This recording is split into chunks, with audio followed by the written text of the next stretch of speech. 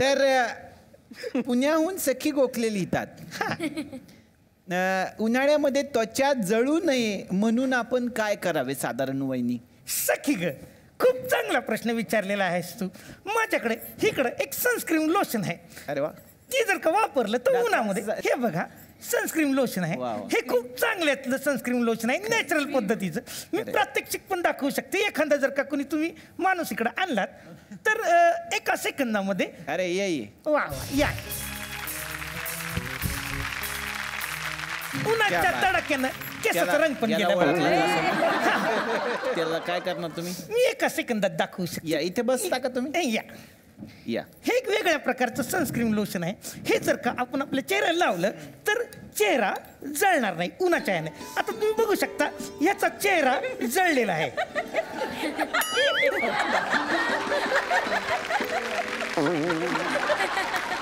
फारच सुंदर. आणि ह्याने तुम्ही स्वतःची दाढी पण करू शकते. पहिले उन्हाळ्याचं करा.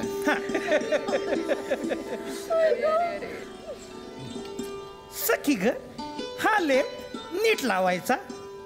हे काय म्हणले? हे सनस्क्रीन लोशन आहे. हे आईस्क्रीम लोशन सारखं का लागतं? नाही नाही, सनस्क्रीन लोशनच असेल. गोड आहे, आईस्क्रीम आहे. तरी म्हणलं माझ्या तोंडाला सकाळी मुंग्या कशा लागतात. हरकत नाही सखी ग, काय करायचं याच्यामध्ये थोडस मीठ घालायचं. का? म्हणजे मुंग्या लागणार नाहीत ना. हरकत नाही. आणि सगळ्यात महत्वाचं म्हणजे उन्हाळ्यात आपल्याला ऍसिडिटीचा त्रास होणार नाही. खरंय. तर एक काम कर बाबा, हे घे, खात खात जातो. बघ बाकी काय नाही तुला आईस्क्रीम. दादा खाल्लं काय? ठीक आहे, माती खाण्यापेक्षा ते चांगलं. तर आता पुढील प्रश्न आपल्याला आहे. उन्हामुळे कधी कधी असं होतं की आपल्या चेहऱ्यावर एक्सप्रेशन्स अभिनयात कमी येतात, असं कारण आपण सांगतो. तर आपण काय करावे? असं होत असेल ना तर तुम्ही दाढी वाढवा. त्यामुळे एक्सप्रेशन झाकले जातील आणि मग अभिनय पण सुंदर होईल. दाढी वाढणं हे महत्वाचं आहे. काय सबर कसाच बराच ना तू.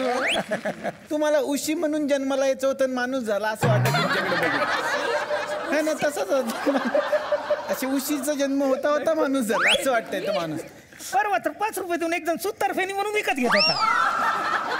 पुढील प्रश्न वहिनी तुमच्यासाठी आहे की एक महिला लिहितात, उन्हात जाऊन आल्यावर माझं डोकं धरतं. तर काय धरतं? कोण? हा काय पाजीलपणा लावलाय मला कळत नाही. धरतय कोण डोकं हिचं? काय काय चाललंय का या देशामध्ये? हो, कायदा सुव्यवस्था काही नाव आहे की नाही? एक्झॅक्टली. हा, माणसं इथं बायकांनी सुरक्षित राहायचं कसं? मग आम्ही बायकांनी करायचं काय? यांनी करायचं काय? डॉक्टर नाही नाही, एक्झॅक्टली. कोण धरतं कोण मला सांगा. वहिनी हा जरा थांबा, मध्ये श्वास घ्या. मी काय म्हणू, उन्हात जाऊन डोकं धरतं म्हणजे अर्धशिशीचा त्रास आहे त्यांना. असं हरकत नाही. मला वाटलं बरं. तर सखी ग, हा खूपच डेंजर आजार असू शकतो. तर तू एक काम कर, कोरा चहा घे, अर्धा लिंबू त्याच्यात पीळ आणि घे. खाकी कव्हर मध्ये एक गोळी मिळते मेडिकलमध्ये. त्यांना सांगितलं की रात्री पटापट त्या गोळ्या घ्यायच्या. तुम्हाला कळलेलं नाहीये तो त्रास कसला? अर्धशिशी म्हणजे अर्ध डोकं दुखतं असं असतं ते. वेगळंच काय तर राहू द्या. कट.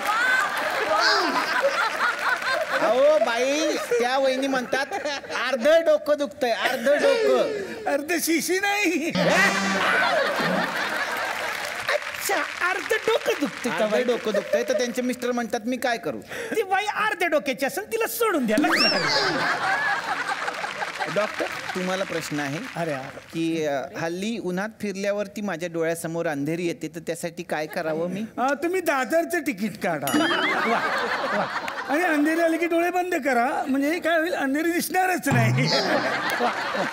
असे एक त्यांचे तुकार उपाय आपण ऐकत राहा. यानंतर पुढचं आहे की घरातलं वातावरण नैसर्गिकरित्या थंड ठेवायचं असेल तर आपण काय केलं पाहिजे? हा, बायकोला माहेरी पाठवा.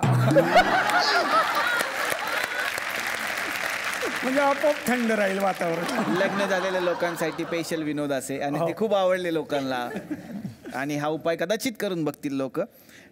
तर सब्ज्याबद्दल काय मत आहे आपलं? सगळा सब्जा खाल्ला पाहिजे. म्हणजे मेथी म्हणू नका, भेंडी म्हणू नका, गवार म्हणू नका, वांगी, गवार, बटाटा सगळं खाल्लं पाहिजे. सगळ्या सब्जा चांगल्या असतात उन्हाळ्यात. मर तुम्हाला आता पुढचा प्रश्न मी विचारतो, त्यातल्या त्यात तुम्ही हुशार दिसताय मला. हे डोक्यावर नाही दातावर पडलेत. काय बोलती डॉक्टर, सनस्ट्रोक बद्दल काय म्हणणं आहे तुमचं? नागपूरचा सनस्ट्रोक फार फेमस आहे. काय? हो, उन्हाळ्यात खप जास्त होतो त्यांचा. काय? सनस्ट्रोक ते नसतं का सालसूरला आपण खातो ते?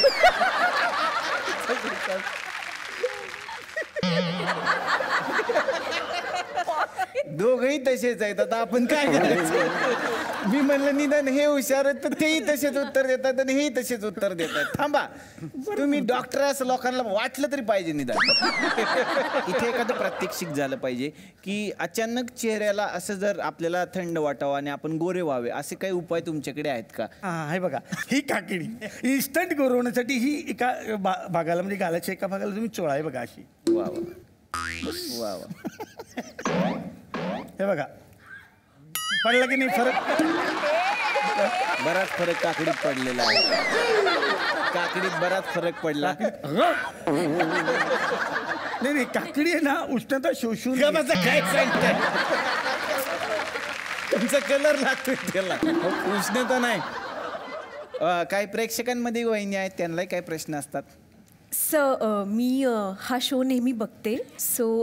मला ॲक्च्युली पर्सनली तिथे येऊन त्यांना भेटून काही प्रश्न विचारायचे आहेत. मी आहे. ये सखी ये.